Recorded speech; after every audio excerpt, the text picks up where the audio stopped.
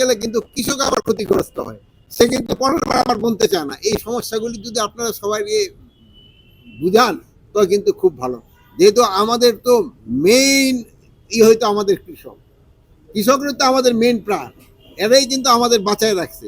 এবং এই আমাদের এই ম্যাডাম এবং এরা যে আছে, এরাই যে রিসার্চ করে কিভাবে কিভাবে উন্নতি করা যায় এটা গেছে। এই যে আজকে আমরা তারা একটা নতুন অ্যাপ আবিষ্কার করছে, ওখানে আপনি ফার্মাররা কৃষি জমিতে দাঁড়ায় তার এই জমিতে কোন ফসলটা সবচেয়ে ভালো হবে এবং এটার জন্য কি পরিমাণ সার লাগবে এবং কি পরিমাণ দিতে হবে, এই যে কি বলে যে কীটনাশক দিতে হবে, সব জিনিস কিন্তু কিন্তু এই একটা কৃষক কৃষির ভিতরে পাওয়া যাবে। এই খামারি অ্যাপ, এটার নাম দিচ্ছে খামারি অ্যাপ।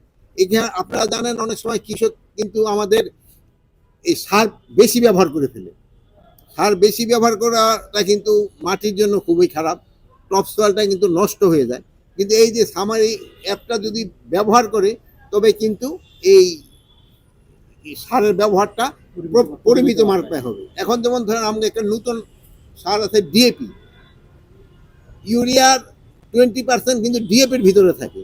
এখন একটা কৃষক যদি জানে যে এই ডিএপির ভিতরে 20% আছে, তো তার ওই 100% ইউরিয়া না দিয়ে সে 80% দিলেও ইউরিয়া আর 20% তো তার ডিএপির থেকে পেয়ে যায়।